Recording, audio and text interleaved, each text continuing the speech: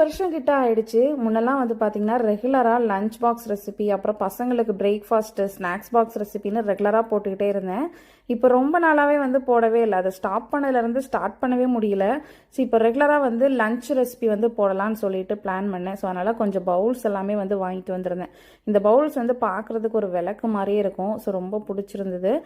இன்னைக்கு இனிமேல் நம்ம வீட்டில் என்ன லஞ்சுங்கிறத ரெகுலராக வந்துட்டு இருக்கோம். சாதம் வந்து சுட சுட உள்ள சாதம் கிடையாது. காலைல ஹஸ்பண்ட்க்கு பண்ணுறப்ப பண்ண சாதம் தான்.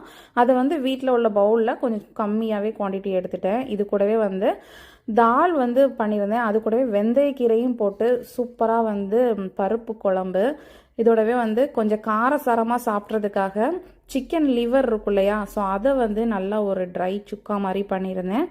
இதோடவே கொஞ்சம் வெஜிடபிள்ஸ், அதாவது கேரட்டும் அப்புறம் ஒரு பாயில்டு எக்கு தான் எடுத்திருந்தேன். இந்த மாதிரி சாப்பிட்றதுனால கொஞ்சம் வெஜிடபிள்ஸ் சாப்பிடுவேன். கூடவே ரெண்டு டேட்ஸ். ஸோ இதுதான் வந்து இன்னைக்கு எங்களோட லஞ்ச் ரெசிபி. நெக்ஸ்ட் வீடியோவில் பார்க்கலாம். தேங்க்யூ, பாய்.